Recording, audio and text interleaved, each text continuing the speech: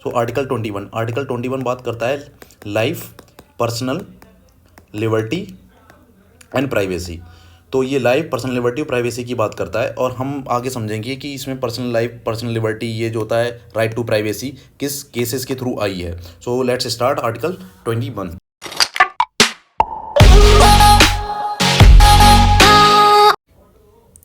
Article 21 क्या बोलता है कि protection of life and personal liberty.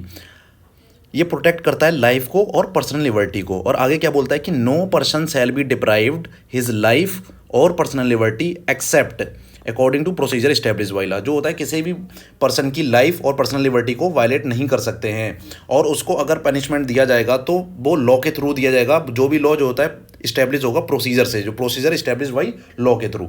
अब इसमें एक कॉन्सेप्ट आता है ना, प्रोसीजर इस्टेब्लिश बाई लॉ। ये क्या होता है? प्रोसीजर इस्टेब्लिश बाई लॉ को हम एक और टर्म से देखते हैं, ड्यू प्रोसेस ऑफ लॉ के साथ। ड्यू प्रोसेस ऑफ लॉ जो होता है ये अमेरिकन कॉन्स्टिट्यूशन में एग्जिस्ट करता है, जबकि procedure establish by law Indian constitution ने अडॉप्ट करा था ब्रिटेन से। अब प्रोसीजर इस्टेब्लिश बाई लॉ क्या बोलता है?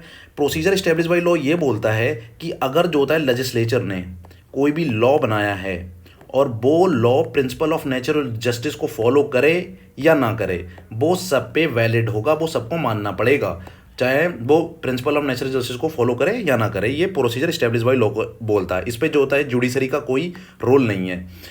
ड्यू प्रोसेस ऑफ लॉ क्या कहता है कि अगर जो होता है कोई लॉ लेजिस्लेचर ने बनाया है और वो प्रिंसिपल ऑफ नेचुरल जस्टिस को फॉलो नहीं करता है, तो वो सुप्रीम कोर्ट उसे इनवैलिड बोल देगा कि आपको जो होता है प्रिंसिपल ऑफ नेचुरल जस्टिस को फॉलो नहीं करता।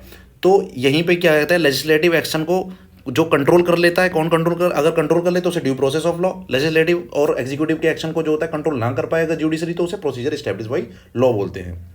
अच्छा, 1978 से पहले पहले ये प्रोसीजर इस्टेब्लिश बाई लॉ ये एग्जीक्यूटिव की आर्बिट्रेरीनेस को जो होता है कंट्रोल करता था। लेकिन 1978 के बाद जब मेनका गांधी केस आया, उसमें जो होता है एग्जीक्यूटिव के साथ साथ लेजिस्लेटिव आर्बिट्रेरीनेस को भी कंट्रोल करता है। उसके ऊपर जो होता है कुछ ना कुछ स्टॉप्स, आर्बिट्रेरीनेस लगाता है, यानी कंट्रोल करता है। अब आगे बात करते हैं कि B.R. अम्बेडकर चाहते थे कि ड्यू प्रोसेस ऑफ लॉ को हम फॉलो करें, अपने इंडियन कॉन्स्टिट्यूशन में ड्यू प्रोसेस ऑफ लॉ को अडॉप्ट करें। पर इसको जो होता है सर अलादी स्वामी कृष्णा अय्यर ने बोला था कि प्रोसीजर इस्टेब्लिश बाय लॉ को अगर हम फॉलो करेंगे तो हम न्यू सोशल लेजिस्लेशन ला सकते हैं, अगर हम ड्यू प्रोसेस को करेंगे तो नहीं ला सकते हैं।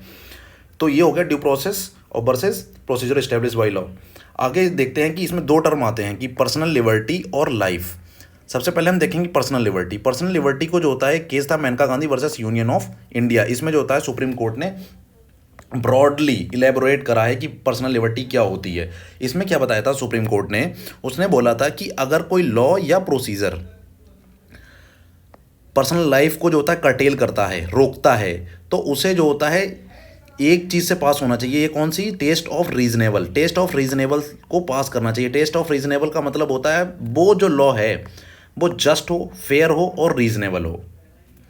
अब सीधी सी बात है, ये प्रिंसिपल ऑफ नेचुरल जस्टिस की बात कर रहे हैं, तो प्रिंसिपल ऑफ नेचुरल जस्टिस की बात कर रहे हैं, मतलब कि ड्यू प्रोसेस ऑफ लॉ को भी इन्होंने अडॉप्ट कर लिया था इसमें मेनका गांधी की केस में। तो मेनका गांधी केस में तो due process of law, procedure establish by law, दोनों को एक साथ देखा जाने लगा तब से मेनका गांधी के केस से। अब इसमें जो होता है लाइफ को भी लेके कुछ ब्रॉडली एलिमेंट्स प्रोवाइड करे गए सुप्रीम कोर्ट के थ्रू। उन्होंने बोला कि इंसान, जो भी पर्सन है, जो भी सिटीजन है, उसको जो होता है राइट है। राइट किस चीज़ का? Right to clean environment, right to livelihood, right to education, right to health, right to live their life with dignity and right to privacy. अच्छा, ये जो प्राइवेसी टर्म है ना, इसको जो होता है केस पुट्टा स्वामी केस के अंदर लाया गया था, राइट टू प्राइवेसी, कि हर पर्सन का जो होता है अपना राइट है अपनी लाइफ को जो होता है प्राइवेट रखने का, राइट टू प्राइवेसी। तो it is all about the article 21। I hope you understand.